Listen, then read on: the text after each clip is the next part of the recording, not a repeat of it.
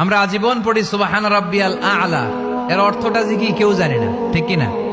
তো চোখ দিয়ে পানি নামবে কেমনে? চাইনিজ ভাষা আমাদের কাছে যেরকম, কোরআনের তেলাওয়াত আমাদের কাছে অনেকটা এরকমই। চাইনিজ ভাষার অর্থ জানি না, কোরআনের আয়াতের অর্থ জানি, কিন্তু এই কথা বললে কি আল্লাহ আমাদেরকে ছাড়বে? No excuse will be granted that day. সেদিন আল্লাহ কোনো এক্সকিউজ গ্রহণ করবে না। আল্লাহ, আপনি আমারে ধৈর্যশীল বানান, আপনি আমারে শুকরগুজার বান্দা বানান। আল্লাহ, আমার চোখে আপনি আমারে ছোট বানান, গোটা বিশ্বের মানুষের চোখে আপনি আমারে বড় বানান। সবাই পড়ি আমিন। আল্লাহ, ভুল করছি, আল্লাহ মাফ করে দাও, ক্ষমা করো। আমি ক্ষমা চাইতেছি, কিন্তু আমি ক্ষমা করি না আরেকজনকে। তুমি ক্ষমা করো না, তুমি ক্ষমা চাও কোন সাহসে? কোন নারীকে যদি তার চেহারার ডিজাইন তৈরি করার সুযোগ আল্লাহ দিতেন, সে নারী তাকে বিশ্ব সুন্দরী করে তৈরি করবে, ঠিক কিনা? এটা আল্লাহ আমাদেরকে দেয় নাই, এটা আল্লাহ তাআলা নিজ হাতে রেখেছে, নিজে করেছে।